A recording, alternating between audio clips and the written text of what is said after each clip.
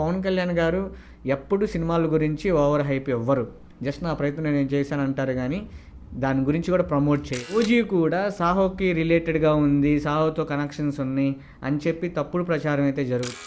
Hi friends, welcome to frame by frame Telugu. So ఈ video చూసే వాళ్ళు ఫస్ట్ లైక్ చేసి అండ్ సబ్స్క్రైబ్ చేసి చూడటం అయితే స్టార్ట్ చేయండి. ఎక్కువ మందికి రీచ్ అయ్యే అవకాశం అయితే ఉండిద్ది. ఆలోచన చేయకుండా ఇంకా వీడియోలోకి అయితే వెళ్ళిపోదాం. సో ఈరోజు మన వీడియోలో ఓజీ మూవీ గురించే ఎక్స్క్లూజివ్గా మాట్లాడుకోబోతున్నాం. అందుకంటే ముందు ఈరోజు 4/5కి ఒక పోస్టర్ అయితే వచ్చినాయి, 2 పోస్టర్లు వచ్చినాయి. అవేంటంటే హీరోయిన్ ప్రియాంక మోహన్ గారు. సో ఆ ప్రియాంక మోహన్ గారు ఒక పోస్టర్ అయితే రిలీజ్ చేశారు, డివివి సంస్థ.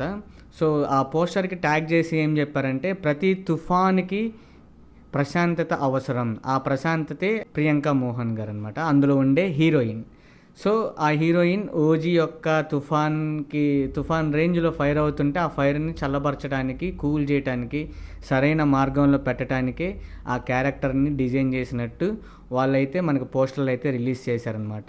సో మీకు పోస్టర్లు 2 ఫొటోస్ ఇక్కడ వేస్తున్నాను చూడండి. ఈ పోస్టర్స్ ఎలా ఉన్నాయో కామెంట్ సెక్షన్లో అయితే చెప్పండి. నాకైతే ఫీల్ గుడ్ లాగా ఉందన్నమాట. సరిగ్గా యాప్ట్ అయిపోయారు పవన్ కళ్యాణ్ గారు పక్కన. ఊహించుకుంటే చూడండి, చాలా బాగుంటారు ఇద్దరు పేరు వచ్చేసరికి. ఇన్నాళ్ళకి ఒక మంచి హీరోయిన్ పవన్ కళ్యాణ్ గారి ప్రక్కన అయితే నటించబోతున్నారనమాట. స్క్రీన్ ప్రజెన్స్ కూడా ఆమెది చాలా అంటే చాలా బాగుంది. మీకేమనిపించిందో కామెంట్ సెక్షన్లో అయితే చెప్పండి. రోజు మొత్తం మనం ఈ వీడియోలో ఓజీ గురించే మాట్లాడుకుందాం అని చెప్పాను కదా. ఓజీ సినిమా ఇప్పుడున్న సినారియోలో తగు జాగ్రత్తలు అయితే పాటించాలి, ప్రికాషన్స్. అవి ఏంటో నేను స్టెప్ బై స్టెప్ చెప్తాను చూడండి.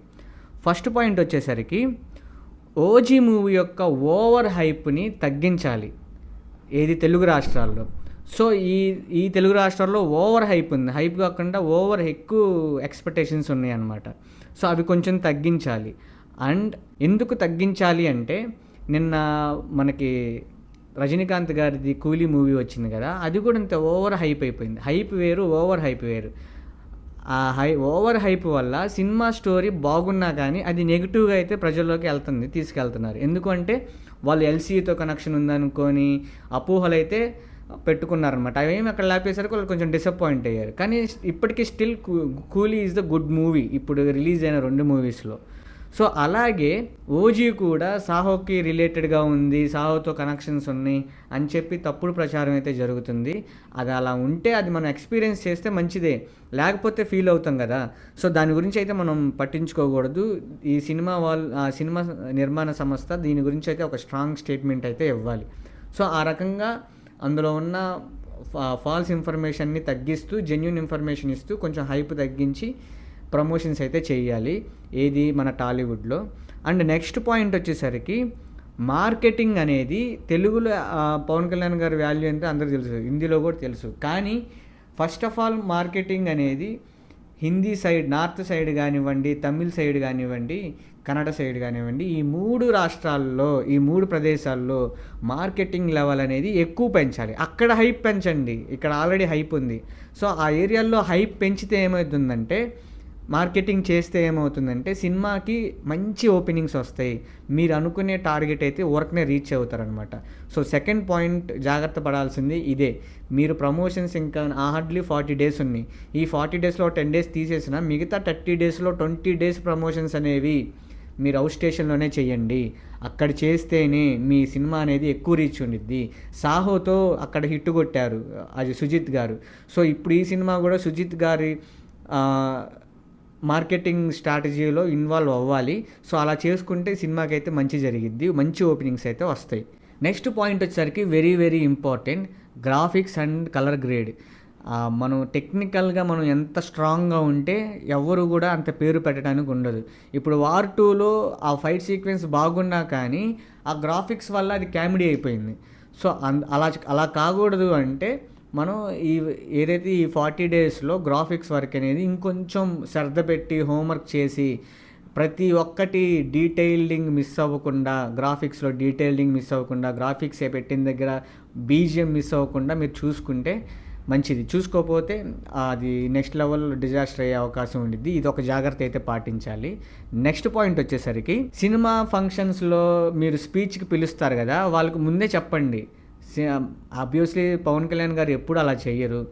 అలా కాకుండా మిగతా వాళ్ళు సినిమా గురించి పర్సనల్గా ఏమన్నా పొగిడితే పొగడండి కానీ సినిమా గురించి ఓవర్ కమిట్మెంట్స్ ఇచ్చేసి సినిమా అట్ట అయిపోతే నేను కోసేసుకుంటా, అట్ట అవ్వకపోతే నేను తీసేసుకుంటా అనే పదాలు మిగతా ఆర్టిస్టులు కానీ డైరెక్టర్లు కానీ ఆ నిర్మాణ సంస్థ వాళ్ళు కానీ ఏమీ ఓవర్ డైలాగులు ఆ ఆడియో ఫంక్షన్లో కానీ ఆ ప్రీలీజ్ ఈవెంట్లో లేకుండా చూసుకోండి. చాలా సాఫ్ట్గా ప్రేక్షకుడికి అర్థమయ్యే విధంగా, అందరికీ అర్థమయ్యే విధంగా చెప్పండి. ఎందుకంటే ఆ స్టఫ్ దొరికింది అనుకోండి మీరు ట్రోల్ అయిపోతారు. సో ట్రోల్ అయిపోవడం వల్ల ఆ సినిమా కొంచెం అటు ఇటు అయినా కానీ ఇంకా మిమ్మల్ని వేసుకుంటారనమాట. సో అది మన సైడ్ నుంచే ఫస్ట్ మనం సాఫ్ట్గా ఉండి మనం జెన్యూన్ ఇన్ఫర్మేషన్ ఇస్తే ఏ ఇబ్బంది ఉండదు. ప్రేక్షకులు కూడా వీళ్ళు నీట్గా చెప్తున్నారని చెప్పి పాజిటివ్ వైపుతో మన సినిమాకి అయితే రావాలి. ఫ్యాన్స్ అలాగో వస్తారు, యాంటీ ఫ్యాన్స్ రావాలి, ఆడియన్స్ రావాలి, అప్పుడే సినిమా హిట్ అయ్యేది.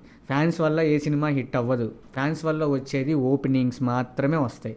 మిగతాదంతా నార్మల్ ఆడియన్స్ కానీ ఆపోజిట్ వాళ్ళు కానీ చూడాలి, సినిమాని చూస్తేనే వస్తాయి. అలా చూడాలి అంటే మనం ఎవరి మీద కానీ నెగిటివ్గా చెప్పకుండా, ఉన్న ప్రోడక్ట్ మీద లేనిది ఉన్నట్టు చెప్పి అలా చేయకుండా జస్ట్ సినిమాలో ఉన్నది ఉన్నట్టు మేము ఇంత కష్టపడి తీసాం, ఇలా క్వాలిటీగా తీసాం, మంచి సినిమా మంచి కదని మేము అనుకుంటున్నాం, అది మీ దాకా తీసుకొచ్చినప్పుడు అది బాగుంటే నచ్చితే మమ్మల్ని ఎంకరేజ్ చేయండి అన్న ఉద్దేశంలో మీరు కనుక మిగతా ఆర్టిస్టులు వేరే వాళ్ళకి ఎవరైనా చెప్పాలి. ఆ జాగ్రత్త అయితే పాటించాలి. పవన్ కళ్యాణ్ గారు ఎప్పుడు సినిమాల గురించి ఓవర్ హైప్ ఇవ్వరు.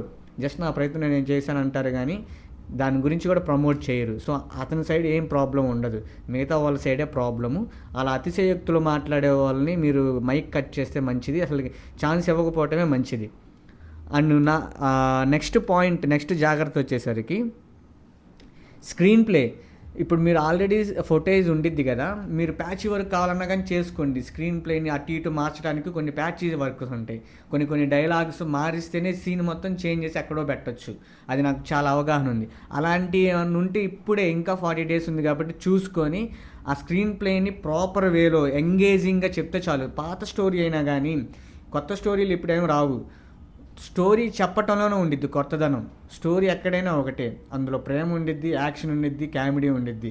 ఈ 3 points లేనిదే సినిమా ఉండదు. అండ్ ద్వేషం ఉండిద్ది, సస్పెన్స్ ఉండిద్ది, ట్విస్ట్లు అంటాం వాటిని. ఇవన్నీ సినిమాల్లో ఉంటాయి, కానీ దాన్ని చెప్పే విధానమే, ప్రజెంటేషనే కొత్తగా ఉండాలి. So that is called screen play. Screen ప్లేని కొత్తగా ఉండేలాగా మీరు జాగ్రత్త అయితే తీసుకోవాలి. నెక్స్ట్ జాగ్రత్త వచ్చేసరికి సినిమా యొక్క లెంత్ 3 hours దగ్గరలో ఉండకూడదు. ఒక 2 hours 35 minutes to 2 hours 40 minutes లోపే మీరు చేసుకోగలిగితే గ్రిప్పింగ్గా ఉండాలి. చూడంగానే సినిమా అప్పుడే అయిపోయిందా, మళ్ళీ ఇంకోసారి రావాలి అనిపించే విధంగా గ్రిప్పింగ్ కట్ అయితే ఉండాలన్నమాట. సో ఆ జాగ్రత్త అయితే తీసుకోండి. ఆ ఎడిటర్ ఎవరో నాకు తెలియదు, నవీన్ ఉల్లి అనుకుంటా, మేబీ అతను బాగానే చేస్తాడు. దగ్గరుండి మీరు హోంవర్క్ చేసి నెగ్లెక్ట్ చేయకుండా సుజిత్ గారు దగ్గరుండి మీకు వచ్చిన గొప్ప అవకాశం ఇది. దాన్ని మీరు దగ్గరుండి, ఇంకా సినిమా రిలీజ్ కాలేదు కాబట్టి ఈ జాగ్రత్తలు పాటించారనుకోండి, మీరు క్రియేట్ చేసిన హైప్కి రీచ్ అవుతారు. సో నెక్స్ట్ వచ్చేసరికి మెయిన్ ఇంపార్టెంట్ బ్యాక్గ్రౌండ్ మ్యూజిక్.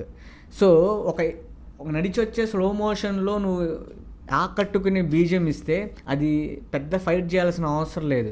ఆ మూమెంట్కి, అంతకుముందు జరిగిన సిచ్యువేషన్స్కి, తర్వాత జరిగే సిచ్యువేషన్స్కి మధ్యలో ఉండే పార్టే యాక్షన్ పార్ట్. ఆ యాక్షన్ పార్ట్ అనేవి ఆ రెండింటిని దృష్టిలో పెట్టుకొని వాళ్ళు దానికి తగ్గట్టు బ్యాక్గ్రౌండ్ కూడితే నెక్స్ట్ లెవెల్ పండిద్ది అనమాట. అండ్ ఇంకోటి ఏంటంటే ఎమోషన్స్. సో ఎమోషన్స్కి వీళ్ళు ఒక ఎమోషన్ తండ్రి కూతురు ఎమోషన్ చెప్పాలనుకున్నప్పుడు కూతురు ఫ్లాష్ బ్యాక్లో చిన్నతనంలో కొన్ని సీన్స్ మీరు యాడ్ చేయాలి. ఎందుకు అంటే ఆ కనెక్షన్ ఇక్కడ త్రూ అవుట్ పట్టుకురావాలి. ఏదైతే ప్రొటాగనిస్ట్ ఆ సినారియోలో ఉంటాడో, ప్రొటాగనిస్ట్ ఇన్ ద సెన్స్ అక్కడ ఉండే ఇంపార్టెంట్ క్యారెక్టర్, ఆ క్యారెక్టర్కి అతనికి ఏమన్నా అయితే ఆ ఎమోషనల్ బీజియం వచ్చినప్పుడు మనం కనెక్ట్ అవ్వాలి, మన కళ్ళెమ్మంటే నీళ్లు తిరగాలన్నమాట. సో అది కరెక్ట్గా ఉండేలాగా మీరు జాగ్రత్తలు అయితే తీసుకోవాలి. ఈ జాగ్రత్తలు కనుక తీసుకుంటే ఓజీ అనేది ఒక నెక్స్ట్ లెవెల్లో ఉండిద్ది. మీరు అనుకునే టార్గెట్ 1000 కోట్లు కాదు కదా, అంతకన్నా ఎక్కువే కొట్టే ఛాన్స్ అయితే ఉండిద్ది అనమాట. యూ హ్యావ్ ఓన్లీ 40 days, మీకు 40 రోజులు టైం మాత్రమే ఉంది. ఈ జాగ్రత్తలు అనేవి పాటించండి. సినిమాని బ్లాక్ బస్టర్ చేసుకోండి. హిట్ దాకా వచ్చి బ్లాక్ బస్టర్ అయ్యేదాన్ని హిట్ దాకా వచ్చి తీసుకురామాకండి. హిట్ సినిమాని యావరేజ్ దగ్గరకు వచ్చి చేసుకోమాకండి. మీకే ప్రాబ్లం, మీకే నష్టం. సో అది గాయ్స్ ఇన్ఫర్మేషన్. నా ఇన్ఫర్మేషన్ కనుక నచ్చితే లైక్ చేయండి, షేర్ చేయండి, సబ్స్క్రైబ్ చేసుకోండి. మళ్ళీ నెక్స్ట్ వీడియోలో కలుద్దాం. బాయ్.